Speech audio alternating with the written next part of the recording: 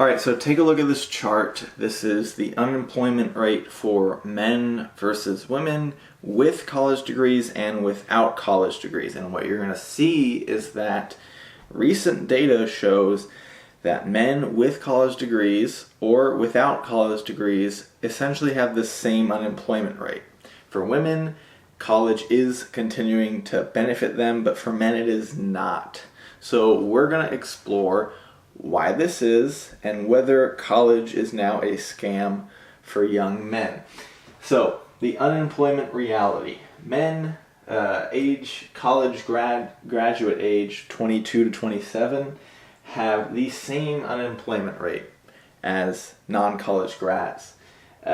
This is due to a few factors that we're going to get into here, but this is very fascinating because throughout all of college history, when people graduate, they've actually seen statistically a 75% increase in lifetime earnings for those with college degrees, bachelor degrees, versus non-college educated people. Okay, so historically, a degree meant a better job, right? It meant you were educated, it meant you had your certificate, it meant you could get into the corporate world, it meant you could make more money. All right, so that was how it played out historically, but now with the internet, with the globalization of the marketplace and just a lot of other factors, that started to change. And so the interesting point here is that women still benefit from getting a college degree. There's a statistic out there that shows for people who apply to jobs online, on LinkedIn, in person, doesn't matter. If they put in their resume, if it is just a female's name, you're twice as likely to be hired compared to that of if it was a male applicant name.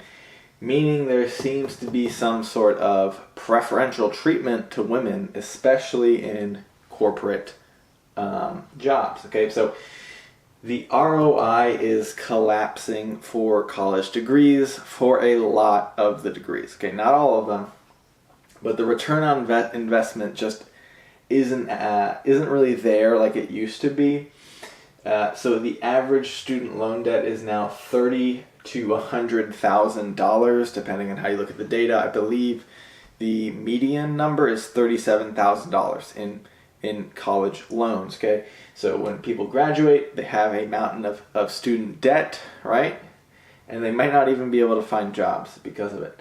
And on top of that, the cost of education has only skyrocketed since, I believe, the 80s, when it cost a few $100s per year to enroll in college and get through. Now it costs thousands, tens of thousands of dollars per year, especially if you go out of state. Okay, so entry-level wages have not kept up with inflation. So if you get your degree, you go into looking for a job in the workforce, you say, hey, I have this college education, this piece of paper. Now you have all the student debt, but wages have not kept up with inflation. So the cost to get educated has skyrocketed, but wages have essentially stayed stagnant. If you've seen some of my previous YouTube videos, you've seen that the male average or median income adjusted for inflation has stayed at about $60K per year since the 80s. And for women, it's doubled from about 25 to roughly 51,000 per year for income. And so there's a wage gap that is closing. Women are catching up. And on top of that, overall, though, stagnant wages do not keep up with inflation. So on top of this, we have cost of living skyrocketing, especially since 2020. And we all know what happened in 2020. That was COVID, right? The global pandemic. A lot of things shut down. A lot of things got disrupted. They printed a lot of money, right? Stimulus checks. So all of this currency came in.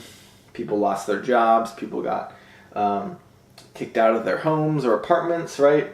And housing and transportation, insurance, food, you name it. All of it has gone up disproportionately. again, wages have not increased, but just the cost to live and continue breathing air has skyrocketed. Okay. On top of that, with kind of the ROI not being there for young men going to college, we've also seen AI start to eat up entry-level jobs. If you are a paralegal writing or looking through a lot of data, ChatGPT can do your job 10 times faster, more accurately, and cheaper than you can, right? If you use any sort of data analysis or writing, content writing, or anything that AI can do, entry-level people are suffering. And who is entry-level? The people who just graduated from college. So it's getting harder to get started, even with higher costs and higher prices of tuition. So college degrees are kind of like the new high school diploma, right? Where before maybe you could just get by with a diploma for you finished high school, but now a college degree is the new bar, right? The new bare minimum. And this means people who do not graduate from college have a hard time getting jobs in corporate America, in any established institution. And so that leaves people to scramble for other avenues, right? So with all of this, we see cultural shifts and devaluation. All right, so culturally, we're seeing more college graduates just over time, right? The institutions have been around for a while. It's been in the media, get a degree. Boomers have said, just get your college degree and then you'll be okay, right? But this just increases the supply. So we see more college graduates, increase in supply, and naturally when supply increases, and if demand is the same, that gap pushes the value of these things down. So college degrees, more ubiquitous, lower value. All right, so other cultural shifts would include remote jobs, AI, and global competition. So you're not only competing with people in your town or people around your town, you're now competing with everyone in the state, everyone in the nation, or potentially everyone in the world, or even robots, right? AI taking some of these jobs and making them obsolete.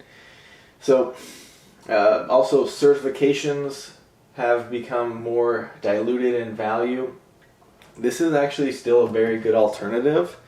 Personally, I work in the marketing industry and I work in corporate America. I don't have a college degree, but I have a lot of certs and almost a decade of experience. And so those are a couple of ways that have helped me stand out. But over time, these things also become devalued because, it's really easy to go on LinkedIn Learning or Coursera or any of these other platforms, YouTube, and get certified, stick it on your LinkedIn, and it only takes a few hours in a lot of cases to complete some of these things. So what we're seeing is employers increasingly value skills over credentials. All right, so yes, a degree is nice. Yes, certifications are nice. But can you do the job? Have you done it before? How long have you done it? All of these things, especially with big tech CEOs like Elon Musk saying, hey, I don't even look at degrees anymore. Show me your code, right? If you're a software developer. How long you've been doing this? What are your results, right? So skills have more increasingly become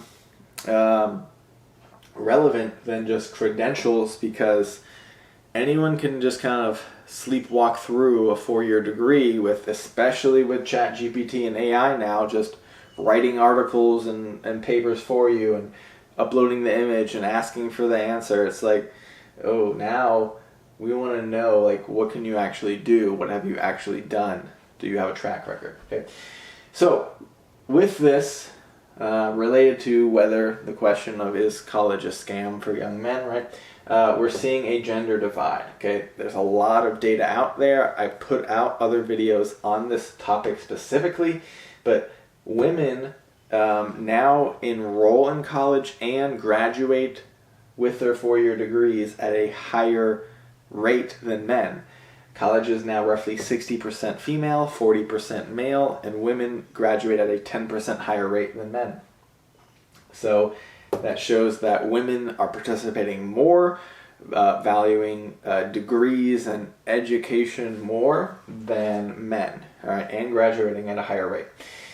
And with this gender divide, we see, and I see this firsthand anecdotally, that HR and corporate structures favor women in the workplace over men.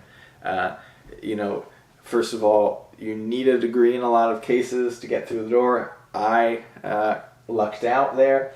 But women are seen at a twice as more likely rate to get hired just for being female, especially in corporate America, or just corporations in general, than men. Okay, so there's feminism at play. There is sexism, right? And it might just be men saying, hey, using my logical brain, unemployment, whether I have a degree or not, doesn't matter.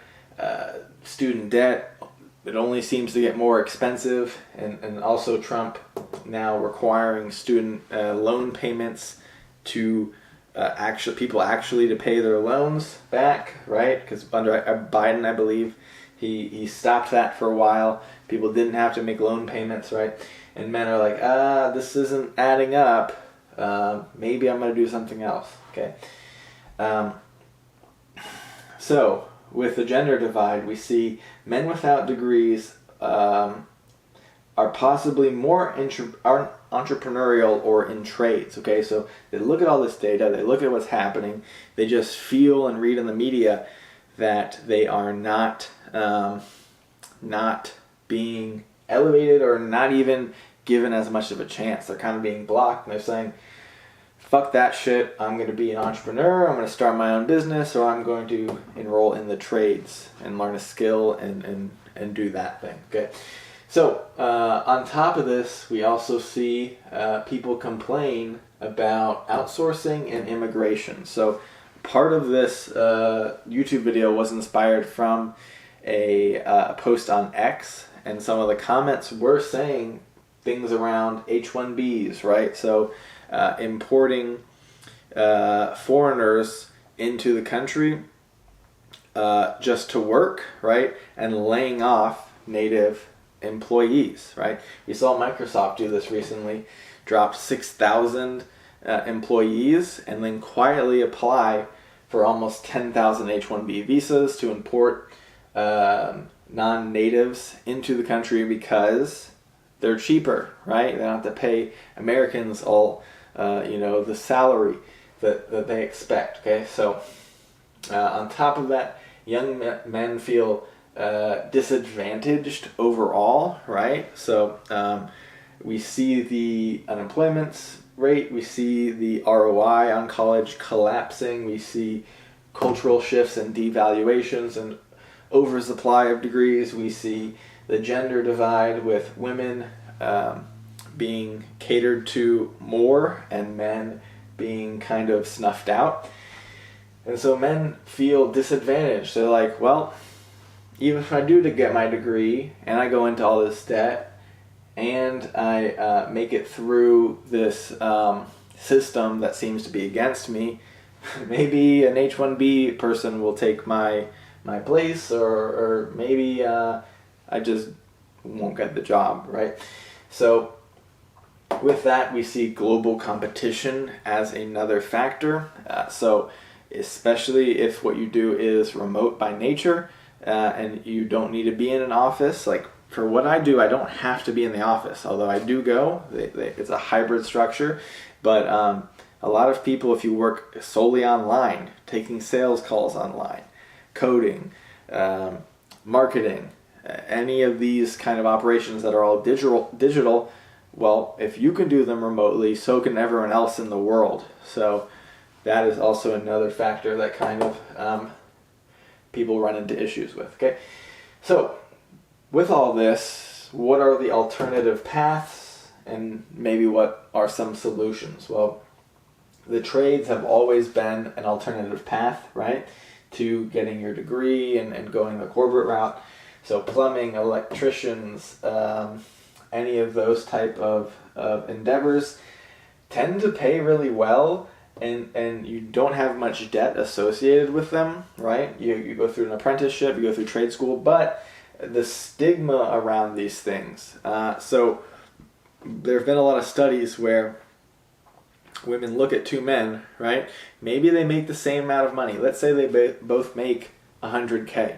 Women prefer the man who has a white-collar corporate office job over blue-collar work, just because it's seen as low class, because they have to get their hands dirty and all this nonsense.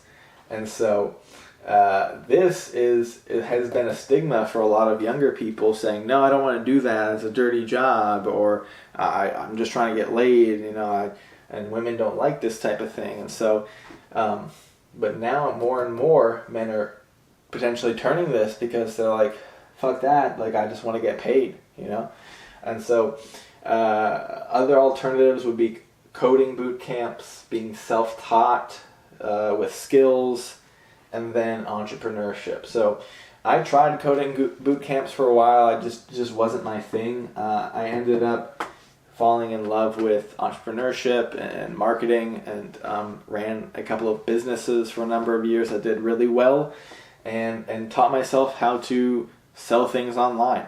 And so that has helped me with the businesses I've ran, and now with my job now, as someone in corporate America in marketing. And so these are all valid alternatives, right? They don't require a lot of investment in money-wise. They still require you to pay attention to learn a skill, right? So essentially men are exploring ROI positive paths outside of college. Women tend to be a little more, not always, but a little more, let's follow this path that everyone is telling me to do. Men, same with IQ, there tends to be this bell curve where there are a lot of guys at the lower end who are kind of stupid, and there are a lot of guys also who are at the higher end, and they're very intelligent. And so we tend to explore our options and try different things, and let me try this entrepreneurship thing, let me try this online business thing, let me try maybe the trades, maybe let me try school, and then figure it out from there, okay? So, what should you do as a young man, knowing all of this data now, and kind of what the landscape looks like? Well, you shouldn't blindly follow boomer advice, right? And my parents are boomers, right? Where the track for really up until the late 2010s rather, the track was go to college, get a degree, buy a car, buy a house, get married, have kids. Now it's, I don't know if I can go to college, it might not be worth it. Yeah, so if I don't have a degree, how am I going to get this corporate job? Well, maybe I shouldn't get a corporate job. Maybe I need to try this. Maybe I need to start this business. Maybe I need to get into the trades. Maybe I just need to learn a skill, right? And so that advice is sadly outdated, and it's more dynamic now, and it requires you to be on your toes and think on your feet a little bit more. And so you have to evaluate the ROI of the major, right? If you do want to go to college, the cost, and the job market, right? Every job market is independent. If you're looking at engineering, if you're looking at accounting, if you're looking at law or medical school, maybe it's worth it, right? Maybe not. So if you think independently, you can succeed without a degree, but not without a plan. That's what I want to get across. So maybe that is your thing, where you want to go to college, get a degree, get a stable job, although most people only last a year or 2, 3 years before they job hop now. People really don't last decades for the same company and retire with pensions. It really, at the end of the day, doesn't matter what you pick as long as you're interested in it, you think you have longevity, and it's really just a plan, right? You can't just float around minimum wage jobs and expect something to happen. Hope this video helped. Click the video appearing on your screen, and I'll see you in the next one.